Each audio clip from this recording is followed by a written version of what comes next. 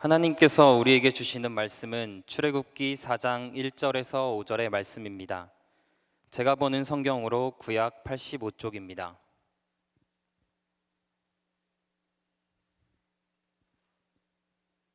이제 출애굽기 4장 1절에서 5절의 말씀을 봉독하겠습니다. 다 함께 일어나셔서 하나님의 말씀을 경청하시기 바랍니다. 모세가 대답하여 이르되 그러나 그들이 나를 믿지 아니하며 내 말을 듣지 아니하고 이르기를 여호와께서 내게 나타나지 아니하셨다 하리이다. 여호와께서 그에게 이르시되 내 손에 있는 것이 무엇이냐? 그가 이르되 지팡이니이다. 여호와께서 이르시되 그것을 땅에 던지라 하시매 곧 땅에 던지니 그것이 뱀이 된지라. 모세가 뱀 앞에서 피하매 여호와께서 모세에게 이르시되 내 손을 내밀어 그 꼬리를 잡으라. 그가 손을 내밀어 그것을 잡으니 그의 손에서 지팡이가 된지라. 이는 그들에게 그들의 조상의 하나님 곧 아브라함의 하나님, 이삭의 하나님, 야곱의 하나님 여호와가 내게 나타난 줄을 믿게 하려 함이라 하시고 아멘. 영국의 한 명문 가문의 부자가 이 상속자가 없이 세상을 떠나는 일이 있었습니다.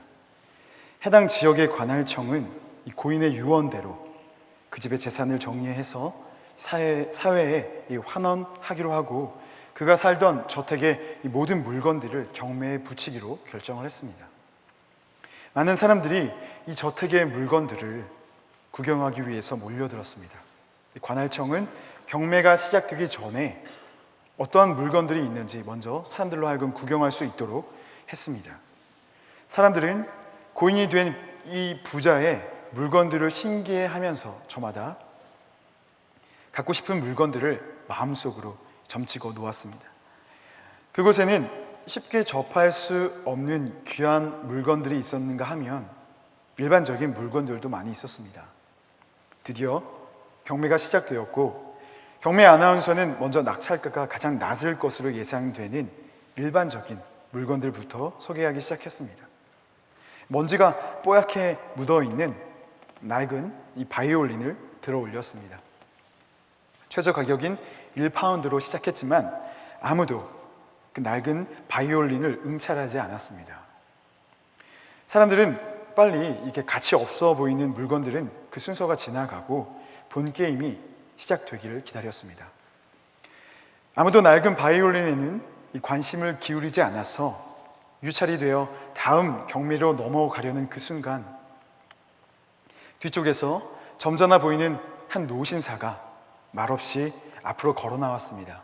그리고는 그 낡은 바이올린에 쌓여있던 그 먼지를 자신의 손수건을 꺼내어서 정성스럽게 닦았습니다.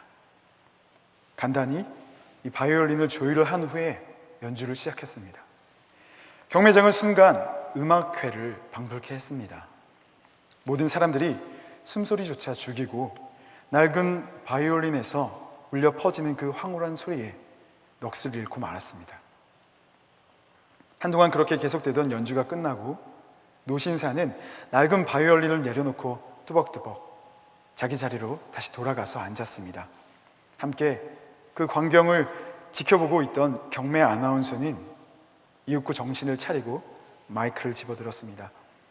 누가 이 낡은 바이올린을 응찰할 사람이 없는지 마지막으로 물었습니다. 순간 여기저기에서 손을 들기 시작했고 가격은 하늘 높은 줄 모르고 치솟기 시작했습니다. 그 공간을 가득 메웠던 그 바이올린 소리의 여운이 어찌나 아름다웠는지 단돈 1파운드에도 낙찰되지 않았던 그 낡은 바이올린이 5,000파운드에 낙찰되면서 그날 그 경매물들 중에서 최고 가치 있는 물건들 중에 하나로 평가되었습니다. 형편없어 보이는 이 낡은 바이올린이었지만 그것이 누구의 손에 의해서 연주되느냐에 따라 이 바이올린의 가치가 달라지게 된 겁니다. 우리의 인생도 마찬가지입니다. 우리를 연주해 주시는 분이 이 창조주 하나님이실 때 비로소 내 인생의 최고의 가치를 경험하게 될 수 있는 것입니다. 오늘 본문의 주인공 모세의 인생은 조금 전에 예화 속의 바이올린과 같았습니다. 한때 귀하게 여김을 받았을지 모르지만 한순간 그 누구도 관심을 주지 않을 정도로 낡아버려졌습니다. 그런 그에게 하나님이 다가오셔서 그동안 모세의 인생 위에 수북히 쌓여있던 그 먼지를 손수 닦아주시고 그 모세를 조율하시는 장면이 바로 오늘 본문의 내용입니다. 많은 분들이 아시다시피 모세는 당시 이집트의 산하 정책에 의해서 강제로 버려질 수밖에 없는 위기에 처해 있었습니다. 그런데 하나님의 은혜로 마침 나일강에 목욕을 하러 나왔던 이 파라오의 딸에 의해서 건짐을 받게 되죠. 공주는 그를 양자로 삼았습니다. 그렇게 모세는 이집트의 왕궁에서 왕자로 살아가게 됩니다. 120년을 살았던 모세의 인생은 40년씩 이렇게 3번의 전환점을 맞게 됩니다. 첫 번째 시기는 레위 지파의 한 가정에서 태어나서 죽을 위기에 처했었지만 우여곡절 끝에 이집트의 왕자로 살아가게 되는 이 40년의 세월이 그 첫 번째 시기입니다. 사도행전 7장 22절은 이 시기의 그를 이렇게 묘사하고 있습니다. 모세가 애굽 사람의 모든 지혜를 배워 그의 말과 하는 일들이 능하더라. 아멘. 그런데 이 시기의 모세가 여러분 과연 행복했을까요? 환경적으로는 편했을지 모르겠지만 아마 그는 극심한 정체성의 혼란 가운데 이 시기를 보내야만 했을 겁니다. 이집트의 존귀한 자인 척 살아가기엔 그 할례의 흔적이 몸에 남아있는 태생적으로 그는 당시 이집트의 노예였던 이스라엘인이었습니다. 히브리인이었죠. 그렇다고 이 히브리인으로 살아갈 수도 없었습니다. 노예의 삶과 왕자의 삶은 하늘과 땅 차이니까요. 모세의 이 첫 번째 시기의 삶은 세상과 신앙 사이에서 방황하는 오늘날 우리 그리스도인의 모습을 잘 보여주고 있습니다. 세상에서 대우를 받으려면 내 안에 신앙의 흔적을 잘 감춰야 합니다. 그런데 그렇다고 감춘다고 그것이 잘 감추어지는 것도 아니죠. 내 안에서 신앙적 양심이 요동치기 때문입니다. 또 그렇다고 세상을 등지고 온전한 신앙인으로 살아가기엔 이 포기해야 할 것들이 너무나 많습니다. 마치 왕자가 노예가 되는 것처럼 차라리 죽으면 죽었지 그렇게 살아갈 수는 없을 것 같습니다. 그렇게 모세는 정체성의 혼란을 겪으며 40년의 세월 동안에 방황했습니다. 그러던 어느 날 동족 히브리인이 이집트 사람에게 억압당하는 것을 보고 그동안 눌러왔던 그 히브리인의 정체성이 폭발하고 말았습니다. 자신도 모르는 사이에 동족을 괴롭히던 그 이집트 사람을 살해했습니다. 모세는 순간 그동안 겪었던 이 정체성의 혼란으로부터 일순간 자유함을 느꼈을지 모르겠습니다. 아마 자신이 대견스럽게 느껴지기도 했을 겁니다. 그래, 나는 히브리인이지. 그런데 문제는 히브리인들이 그것을 고마워하기는커녕 이집트의 왕자로 그동안 살아왔던 그를 히브리인으로 인정해주지 않았습니다. 더구나 이집트인을 죽인 것을 알게 된 바로의 낯을 피해서 모세는 미디안 광야로 도망을 가게 됩니다. 그렇습니다, 여러분. 우리가 세상 속에서 어렵게 신앙의 정체성을 밝힌다고 해서 우리가 꽃길만 걷게 되는 것은 아닙니다. 오히려 더 상황이 어려워질 수도 있어요. 여러분 학교에서, 여러분 직장에서 그동안 되도록이면 밝히고 싶지 않았던 그 신앙을 어떤 특정 사건을 통해서 큰맘 먹고 이 커밍아웃을 하면 삶이 더 불편해지죠. 내 삶의 일거수일투족이 신앙인이라는 그 잣대로 판단받는 것 같고 트집을 잡히기 일쑤입니다. 불편하고 부담스럽기 짝이 없고 때로는 불이익을 감수해야만 합니다. 결국은 얻는 것보다 잃는 것이 더 많습니다. 미디안으로 도망친 모세도 히브리인의 정체성을 선택한 것을 아마 후회하지 않았을까요?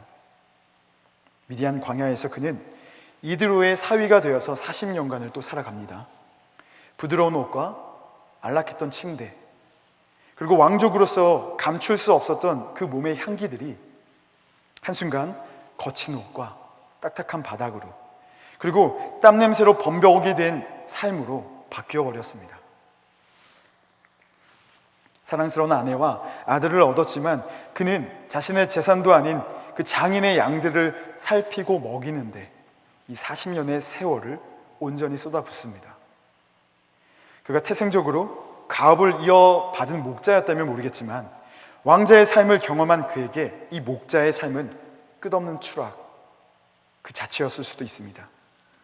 그가 할 수 있는 일이라곤 양을 치는 일밖에 없었고, 그가 품을 수 있는 최대의 소망이라곤 이 양떼를 불리거나 장인의 양떼를 물려받는 일 말고는 없어 보였습니다. 우리 그리스도인의 삶도 이와 같습니다. 교회 다니면 내 인생이 잘 풀릴 거라고 생각했는데 더 꼬여버릴 때가 많죠. 이 힘든 시간이 길어지면 길어질수록 모든 꿈과 소망이 점점 작아집니다. 결국에는 그냥 별탈 없이 하루를 잘 버티는 것이 유일한 바람이 되어버린 채로 그렇게 어쩔 수 없이 살아가고 죽지 못해 살아가고 그렇게 기계적으로 신행생활을 하게 됩니다. 왜냐하면 이 환경 속에서 내가 할 수 있는 일은 지극히 미미하고 보잘것없어 보이기 때문입니다. 모세의 마지막 세 번째 시기가 바로 오늘 본문의 내용입니다. 하나님은 어느 날 호렙산에서 모세를 부르십니다.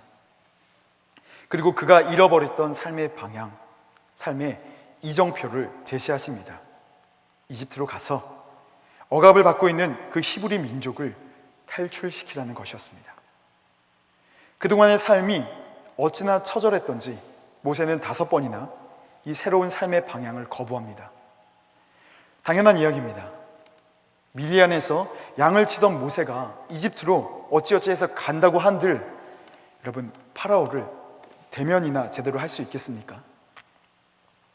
히브리 민족의 대표로 그 누가 그를 인정해 주기는 한답니까? 파라오에게 당시 노예였던 히브리 민족을 순순히 보내주라고 말했다간 아마 순순히 죽임을 당하고 말 겁니다. 이처럼 오늘날 우리를 향한 하나님의 이 부르심은 너무나 부담스럽습니다. 너무나 거창합니다. 생명을 구하라니요. 현재 내 삶과는 너무 동떨어져 있는 삶일 뿐더러 내가 원하고 바라는 삶은 그런 거창한 삶이 아닙니다. 취지는 좋고 이해는 가는데 너무나 비현실적입니다. 모세처럼 내가 아니라 보낼 만한 자를 보내소서라고 말하는 것이 우리의 솔직한 응답입니다. 오늘 본문에서 그런 모세에게 하나님께서 질문을 하십니다.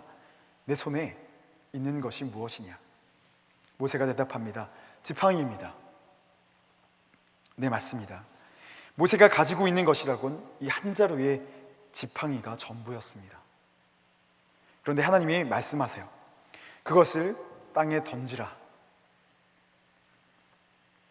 여러분, 여기에는 엄청난 영적 도전이 담겨져 있습니다. 모세에게 있어 지팡이란 자신의 분신과도 같은 것이었습니다. 아침에 눈을 뜨면 가장 먼저 더듬어서 찾는 것이었고 하루 종일 거의 한순간도 그것을 손에서 놓지 않았던 그런 지팡이였습니다.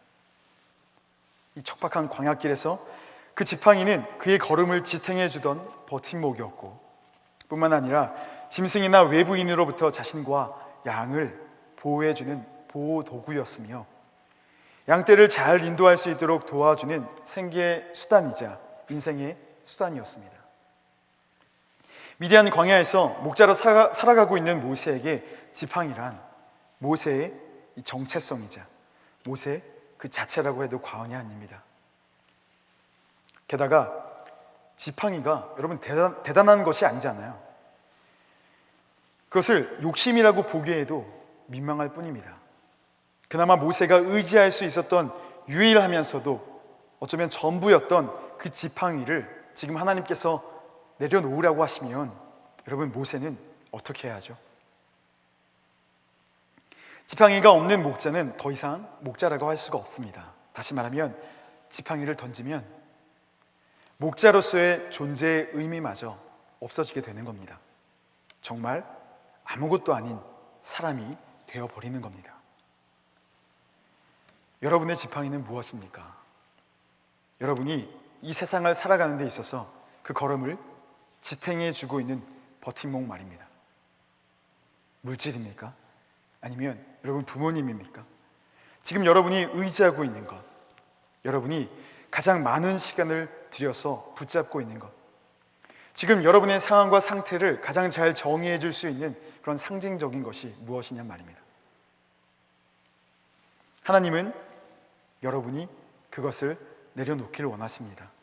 그것이 부정적인 것이든 긍정적인 것이든 중립적인 것이든 일단은 하나님 앞에서 그것을 내려놓기를 원하십니다. 여러분이 가장 아끼고 애지중지하는 그것을 던져야 합니다. 그것을 내려놓으면 여러분이 죽을 것만 같을 수도 있습니다. 그것마저 던지고 나면 여러분이 정말로 아무것도 아닌 것처럼 여겨지고 삶의 의미와 존재의 의미를 잃어버릴 것만 같을 겁니다.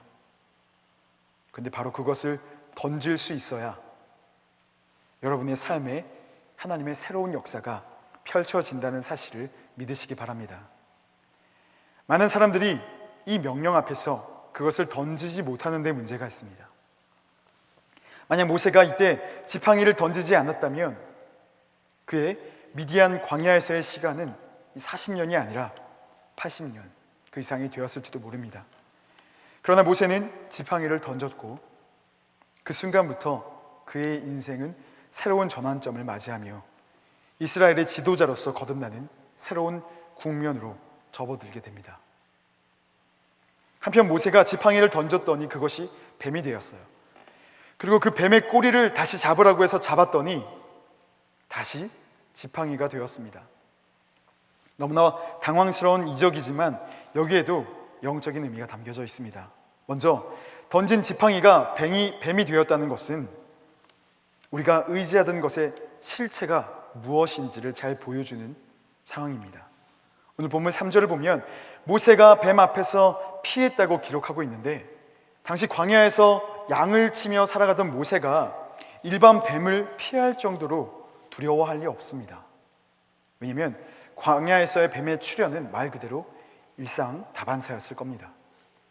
그럼에도 그가 피했다는 것은 그 뱀이 위협이 될 수 있는 독을 가지고 있는 독사였다는 얘기입니다. 영원히 모세가 의지할 만하고 그를 지켜줄 수 있을 것만 같았던 지팡이도 사실 그를 지켜줄 수 없습니다. 상식적으로도 지팡이는 사실 모세가 느끼는 것만큼 의지할 만한 것이 되지 못합니다. 오히려 그것이 모세를 영원히 광야에 주저앉게 만드는 원인이 되기도 합니다. 지팡이 자체가 악한 것은 아닙니다만 그것을 지나치게 의지하는 모세의 그 마음이 그 지팡이가 자신의 삶을 위협하게 만드는 것입니다. 지팡이를 던진 모세는 그동안 닫혀있던 영의 눈이 열렸습니다. 자신이 그토록 애지중지했던 지팡이가 결국은 자신이 피해야 할 만큼 자신의 삶을 위협하고 있는 존재로 변하고 있음을 보게 된 것입니다. 사랑하는 여러분, 여러분의 지팡이를 던지는 것이 여러분이 사는 길입니다. 우리가 하나님의 외침에 순종하여 지팡이를 믿음으로 던질 때 우리의 영안이 열려 보게 될 것입니다. 그동안 얼마나 내 삶이 주저앉아 있었는지, 그동안 얼마나 내 인생이 무너져 있었는지를 말입니다. 두 번째, 던진 지팡이가 뱀이 되었다는 사실은 내 두려움의 근원이 결국 하나님의 손안에 있다는 사실을 암시합니다. 무슨 말이냐면 지팡이가 뱀이 되었을 때 하나님은 모세에게 뱀의 꼬리를 잡으라고 말씀하셨습니다. 그런데 여러분, 상식적으로 뱀을 잡을 때는 이 머리를 잡아야지 물리지 않지 않습니까? 여러분, 뱀 잡아보셨어요? 다 도시 사람이어서. 여러분, 꼬리를 잡는다는 건 내 피를 이 뱀에게 헌혈하겠다는 뜻이죠. 그리고 그 뱀의 뱀의 독을 대신 받아오겠다는 소리입니다. 그런데 왜 하나님은 모세에게 굳이 이 뱀의 꼬리를 잡으라고 말씀하신 걸까요? 당시 이 파라오의 왕관에는 이 뱀의 형상이 달려 있었습니다. 뱀은 당시 파라오가 자신의 권력을 나타내기 위해서 선택한 상징적인 동물이었어요. 이게 무엇을 의미합니까? 하나님은 이 모세의 지팡이가 뱀이 되게 하심으로써 당시 고대 근동의 두려움의 대상이었던 이 파라오의 권세조차도 사실은 하나님의 주권으로부터 나온 것임을 보여주신 것입니다. 그리고 모세가 뱀을 잡았을 때 다시 지팡이가 되게 하심으로 하나님이 허락하신 그 파라오의 권세가 결국은 다시 하나님에 의해서 무너질 것임을 암시적으로 모세에게 보여주시고 계신 것입니다. 뱀의 가장 위험한 그 부분을 잡아도 힘을 쓰지 못하고 이 지팡이가 될 것을 미리 보여주셨는데, 실제로 모세는 이집트에 들어가서 하나의 무기 하나 없이도 이집트의 가장 민감한 부분이었던 모든 장자의 죽음을 경험하게 만듭니다. 뿐만 아니라 히브리인들은 한 사람의 피해도 없이 이집트를 걸어서 나오게 됩니다. 아시다시피 뒤쫓던 이집트의 군대는 모두 홍해에 잠기게 되고 말았습니다. 여러분이 하나님의 부르심에 응답하는 데 있어 여러분을 두려움에 떨게 만드는 것이 무엇입니까? 실패에 대한 우려입니까? 아니면 가난입니까? 막연한 미래에 대한 불안함인가요? 여러분이 가지고 있는 그 두려움이 어떠한 두려움이라 할지라도 그 모든 근원이 하나님의 손 안에 있음을 여러분 믿으시기 바랍니다. 여러분, 성공도 부도 선명한 미래도 창조주 하나님에 의해서 결정된다는 사실을 우리는 알아야 합니다. 잠언 3장 15절에서 17절 말씀입니다. 지혜는 진주보다 귀하니 내가 사모하는 모든 것으로도 이에 비교할 수 없도다. 그의 오른손에는 장수가 있고 그의 왼손에는 부귀가 있나니 그 길은 즐거운 길이요 그의 지름길은 다 평강이니라. 아멘. 여기서 지혜란 하나님을 경외하는 것을 의미합니다. 여러분, 세상적인 타산에 밝은 사람들이 아니라 하나님을 경외하는 자들이 결국에는 승리합니다. 자신의 지팡이가 아니라 하나님을 의지하는 자들이 되시길 바랍니다. 마지막으로 모세가 뱀을 잡았을 때 다시 지팡이가 되었다는 사실이 우리에게 주는 교훈이 있습니다. 하나님은 여러분의 지팡이를 사용하기를 원하십니다. 도망자의 신세로 미디안 광야에서 살아가던 모세에게 이 이집트 왕궁에서 배운 그의 학문과 언어는 아무런 소용이 없었습니다. 그에게 아무리 많은 재능이 있고 능력이 있었다고 해도 그는 결국 장인 어른의 양을 대신 치는 목자에 불과했습니다. 그에게 남은 것은 지팡이 하나였습니다. 지팡이가 그의 삶의 결론이었던 셈입니다. 그런데 지난 40년 동안 그의 삶을 조금도 바꾸지 못했던 그 지팡이를 하나님께서 사용하십니다. 모세의 손에 들려져 있을 때는 정말로 보잘것없는 나무 막대기에 불과했지만 하나님의 손길이 닿으면 놀라운 역사가 나타나게 됩니다. 모세는 이후에 그 지팡이로 홍해를 갈랐습니다. 메뚜기 떼를 불러오고 하늘에서 우박을 내리게 했을 뿐만 아니라 땅에 티끌이 이로 변하게 만들고 나일강이 피로 물들게 만들었습니다.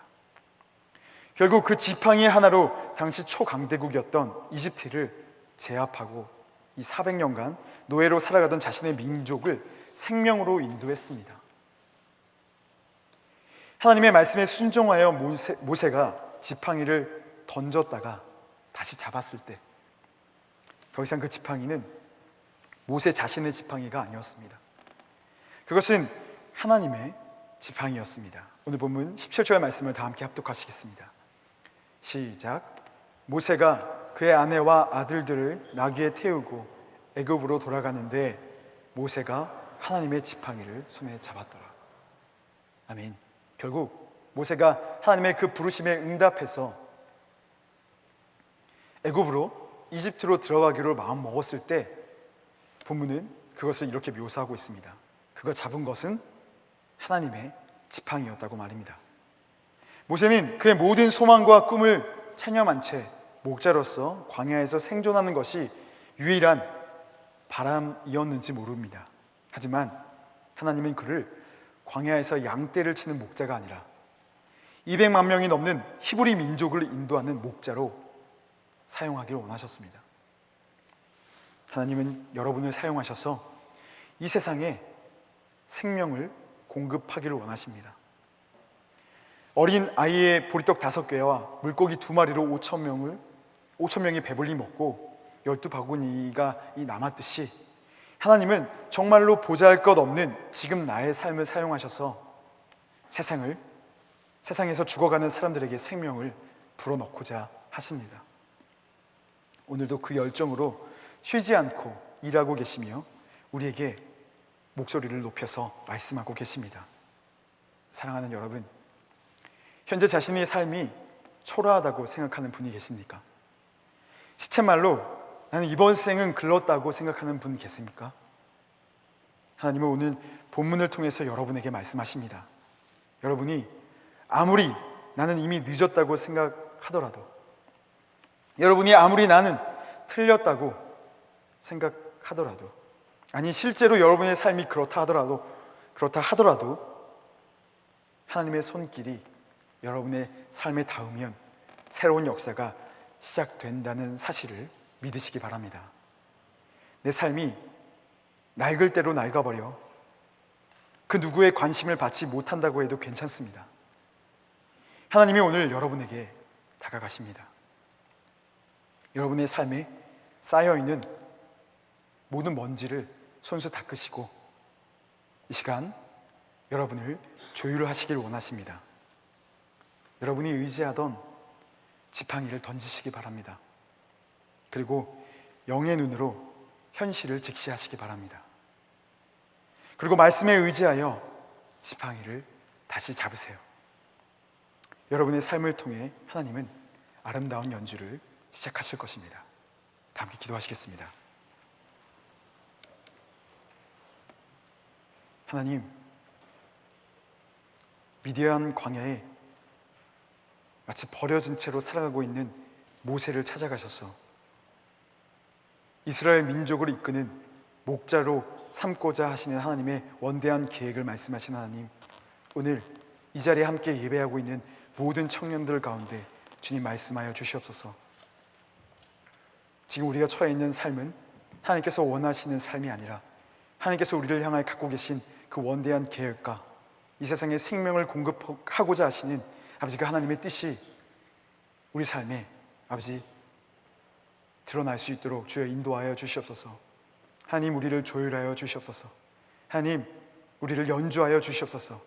그래서 우리를 통하여서, 우리의 삶을 통해서 주님 많은 사람들이 일어나게 하시고 주님 하나님께 영광이 될 수 있도록 주여 역사하여 주시옵소서. 감사를 드리오며 예수 그리스도의 이름으로 간절히 기도드리옵나이다. 아멘.